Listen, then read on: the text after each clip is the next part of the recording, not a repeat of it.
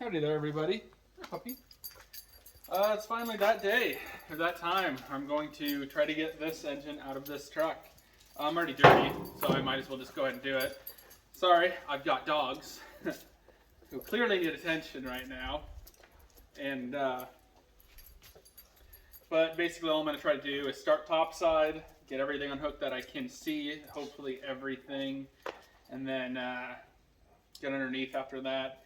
I want to keep the engine together as much as possible so that then that way I can, once this thing is out, essentially take the parts off of this engine that I need, put them on the new engine that's going to go in here, new engine, and go from there. If it gets to a point where I need a second person, I'm going to wait. I'd like to have this engine out today. But as I said, if something sketchy is happening and it's like, man, I need a second person, I'm going to wait because that's a smart and safe thing to do. So, with all that being said, might as well just get at it. Mazel!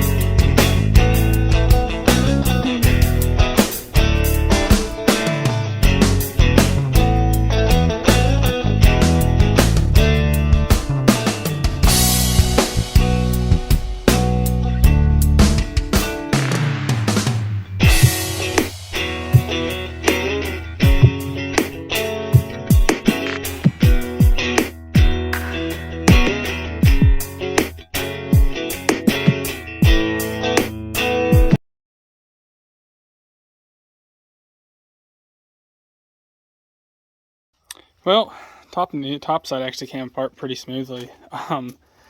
Whoever tried to wire this thing is an idiot. There's one wire here that I broke that goes to here. Sorry, I wasn't even looking at my phone. Here to there. This all went underneath the power steering line. Those two, or that one, went over. I don't really want to undo the power steering line since I don't have to, so I just had to break his little connection there. Surprising thing I found is yeah, right here. This thing must have a block heater. I haven't been under it to look at that, but I actually don't know where it goes, but something's hanging down over there. Maybe it's not hooked up anymore. Luckily I'm doing this because that ground cable, she needs replaced.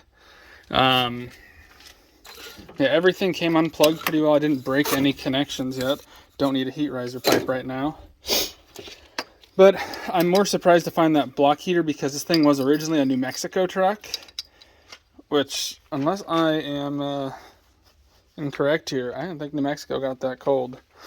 I mean, I see it for Iowa trucks, but I don't really know much of anybody who has block heaters on their trucks, even though this thing is technically carbureted, so it would help out some. But either way, I kind of digress from what's going on. To my knowledge, everything's off. There's probably a ground strap that I missed somewhere, and we will later on figure out the tensile strength of it. So I guess now it's time to get underneath this thing. Unbolt the exhaust. I'm going to leave the manifolds on until I get this thing out. Then I'll throw the manifolds off here, throw them on there, unless for some reason I can't or whatever, but I hope I can leave them on until at least I get the engine out. But yeah, it should be as simple as go down, unhook the trans, make sure my tires are chalked first. This is a manual. Regardless though, it'd be the smart thing to do when you're taking an engine out. There's no resistance against the trans. I don't know how park would work in a automatic or automatic anyways. I've only ever taken engines out of manuals, so with that all being said, this actually went a lot easier than I thought. So actually, I don't know if anyone would ever know. Here's my throttle cable, and here's whatever the heck this thing is. I don't have cruise. There should be no kick down because it's a manual. I'm baffled about what that little thing is. Unless this truck at one point in time had cruise, but if I remember right, there's currently no cruise. Oh, scratch that. There's aftermarket cruise. I did not notice that. Huh. Neat.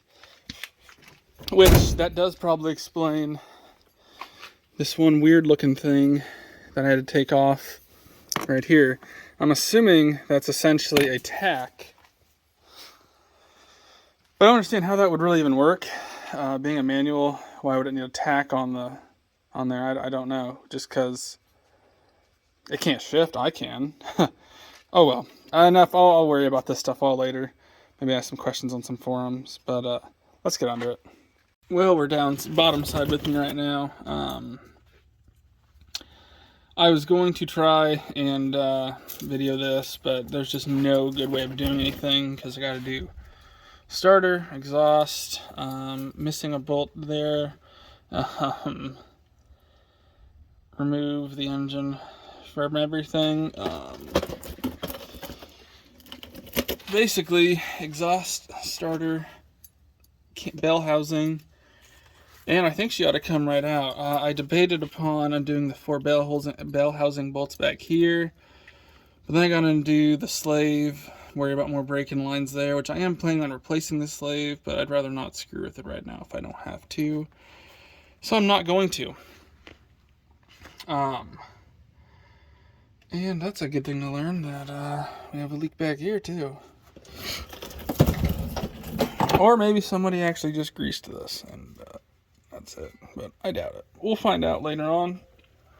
Here's a wire. That's a good one. Nice and tight.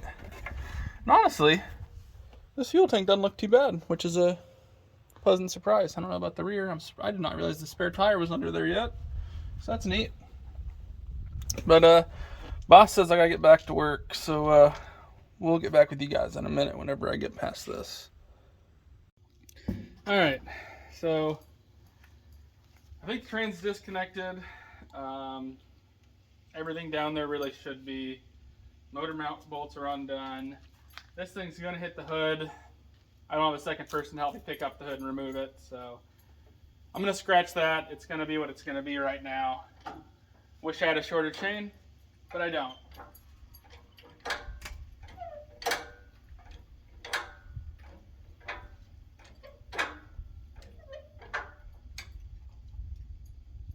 Why we're not coming up yet.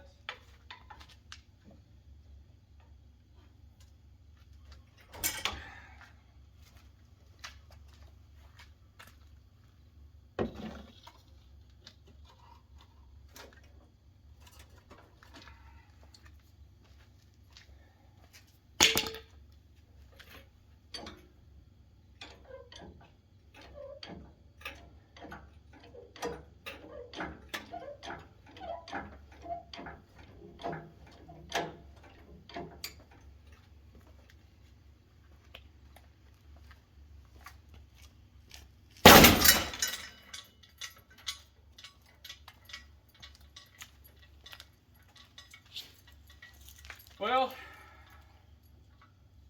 I knew I didn't like being bolted on there. Fucked up my hood. So, guess I'm gonna find a new mounting place for that chain. That's cool. All right, here's take two. I've got longer bolts now into the intake instead of the 4 that held on the carb. Should be stronger. Let's see what I can't mess up this time.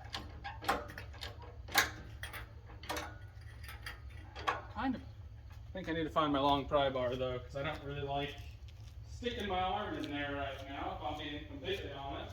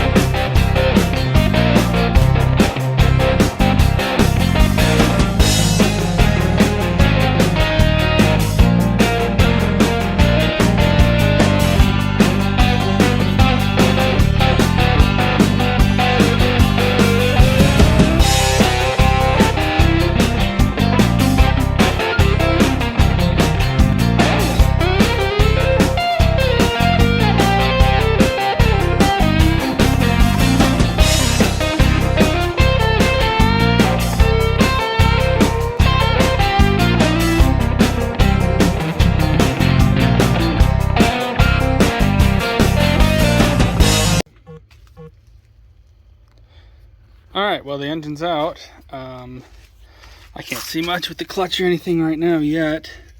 I'm not really super familiar with these, but it feels like there's a lot of pad in there. But I'll take it apart and I'll look and I'll see how things are. By the way, the bearing in there looks like throwout needs replaced. I'll probably just end up going ahead and taking this off and seeing what size clutch it is and just buying a new one. It'd be silly not to, because I don't really want to be back here in a year, you know, pulling it because it needs a clutch. Now, if my engine shits the bed, because, well, it looks pretty, but that's the best part of it, I think. But if that shits the bed in a year, well, that's a different story then. I got a pretty good reason to pull it. But anyways, as you can see, well, you can't see it anymore. This guy got caught right there. So I chopped her. This was the block heater that I'm not going to use, so I chopped that. That's the other end of it. This is some weird wiring that I don't know what it is, but it was on here when I got the truck. But everything in there looks okay from what I can see. Very, very dirty, which makes me wonder if this thing was leaking back into there. Almost looks jagged there. I don't know if that's supposed to be like that or not. I don't know enough about manuals. You know, like I said, I've only done... Oh no, that's fine, just the way the crap on there is, but get all that cleaned out. Honestly, I might not paint this engine bay. It looks a lot nicer than I thought it was. Just because all this dirt and grime and stuff was on there. I expected there to be more rust back there, but there's not. I'll still probably try to clean up the frame rails and get them painted at least, because other than where it's oily, it's pretty crusty looking. So yeah, get all that stuff cleaned up and see what we can see. But the old 460's out. She's a, you know, I every time I move one of these, I oftentimes just highly underestimate how heavy these engines are. But man, they're heavy. But that's enough of that. Thanks for watching, guys. You'll probably end up seeing me cleaning up and painting the frame in here next. I'm unsure of if I'll make a video swapping everything over. I might just kind of be like a final install or 460 update it kind of thing. So obviously, like I said last video, I threw the carburetor on for fun. Like I said last video, gotta do all that. This looks horrible. I tried getting away with painting it without cleaning it up correctly. But I am curious, since we're all here, how it's gonna look. I don't know if I'm gonna love this or hate it. but that's good enough for what I'm looking at. I don't hate it. I could see people hating it, but I don't hate it. If you dislike it, well, it's your personal preference. This is actually, if you're on my personal preference, a little more wild than I normally do with different colors, but probably get some jack stands underneath that transmission. I do want to try to replace the slave while I'm here, because that's going to be real easy to get to, and it looks real covered in grime. And yeah, we'll go from there. So thanks for watching, everybody. We'll see what happens next.